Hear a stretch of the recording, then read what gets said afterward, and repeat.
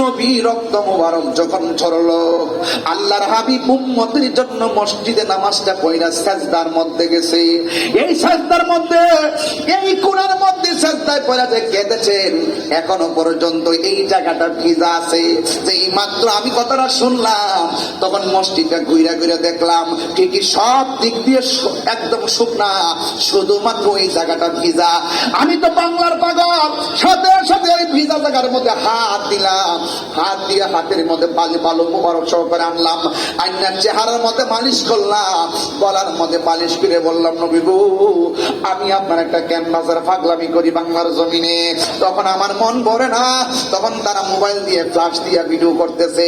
তাদের পায়ের ফাঁক দিয়ে যাইয়া ওই জায়গার ভিতরে চিপা দিয়া চাটতে শুরু করলাম, বালু সহকারে চাটতে শুরু করলাম। দরবারে হাশিমে আলিয়া শরীফের মধ্যে বলে দিয়ে যায়, ওই দিন আমার নাকের ভিতরে এত চমৎকার গ্রান লেগেছে, কোনদিন আমার নাকের ভিতরে এমন গ্রান আমি পাই নাই। এই আমার যুবক ভাইরা, পরিষ্কার কথা আমি কেন বলছি, আমার নবীর সম্মান শুধুমাত্র ১,৫০০ বছরের মধ্যে সীমাবদ্ধ নয়, কিয়ামত পর্যন্ত নবীর সম্মান বাড়িয়ে দিয়েছে কে? ওয়া রাফা'না লাকা যিকরাক। আল্লাহ বলে, বন্ধু গো, আমি আপনার সম্মানকে বুলন্দ করে দিয়েছি। আল্লাহ রাব্বুল আলামিন নিজের ক্ষেত্রে বলেছেন, আলহামদুলিল্লাহি রাব্বিল আলামিন। আর আমার নবীর ব্যাপারে বলেছেন, ওয়া মা আরসালনাকা ইল্লা রাহমাতাল লিল আলামিন।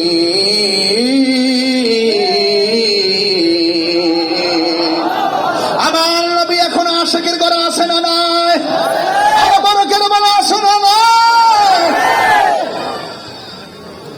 যে চিনেছে সে কিনেছে, নবীর জন্য পাগল হয়েছে এক সাহাবী।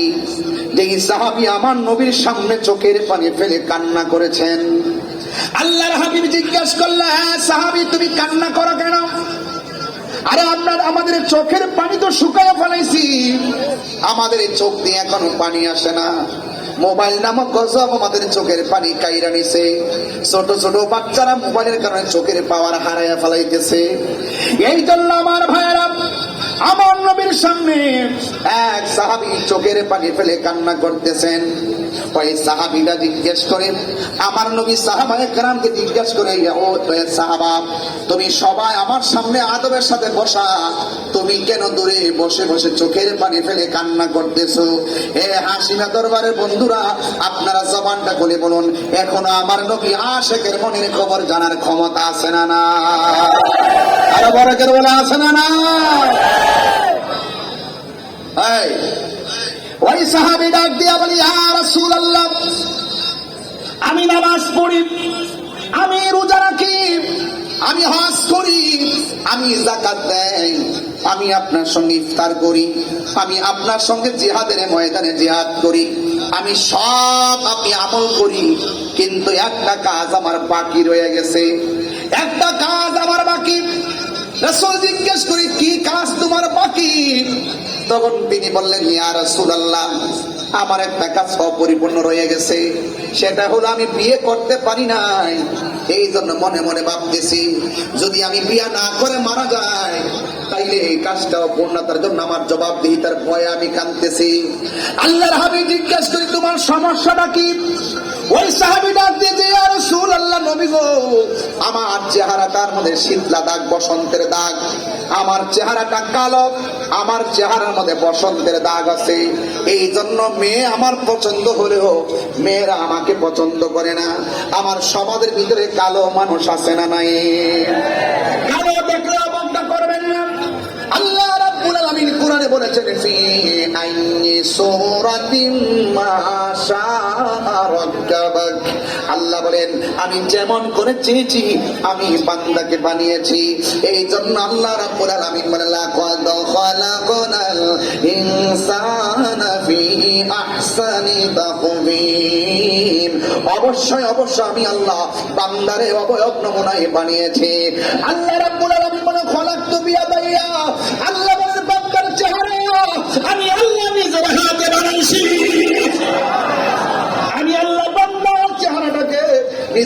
বানাইছি, এত সুন্দর চেহারা, কালো হলেও তাকে সম্মান করবেন, কাটো হলেও সম্মান করবেন, মোটা হলেও সম্মান করবেন, চিকন হলেও সম্মান করবেন, গরিব হলেও সম্মান করবেন।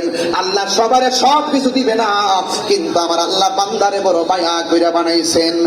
ওই সাহাবীরা দিক নবী গো, আমার চেহারায় বসন্ত, আমার চেহারাটা কালো।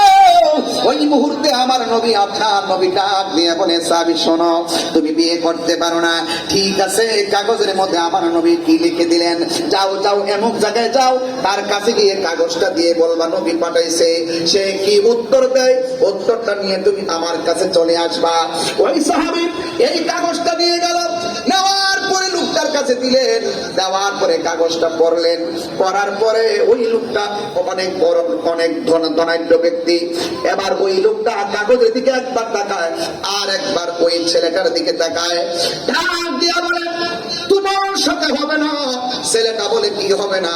কই, নবী এখানে পাঠাইছে আমার একমাত্র সুন্দরী মেয়ে, আমার একমাত্র কন্যা, তোমার সঙ্গে বিয়ে দেওয়ার কথা নবী কাগজে পাঠাইছে। এই জন্য তুমি যে, তোমার যে চেহারা, এই চেহারার সাথে আমার এত সুন্দরী মেয়ে যায় না। এই কথা বলার পরে ওই সাহাবী মনটা খারাপ করে নবীর দিকে রওনা হয়ে গেছে। আর ভেতর থেকে মেয়েটা বের হয়ে বলতেছে, বাবা, এই ছেলেটা এসেছে হাসি মুখে, এখন দেখতেছি কান্না করে যাচ্ছে। আপনি তো কোনোদিনই কাউকে কান্না করে বিদায় করেন নাই, এই ছেলেটা কেন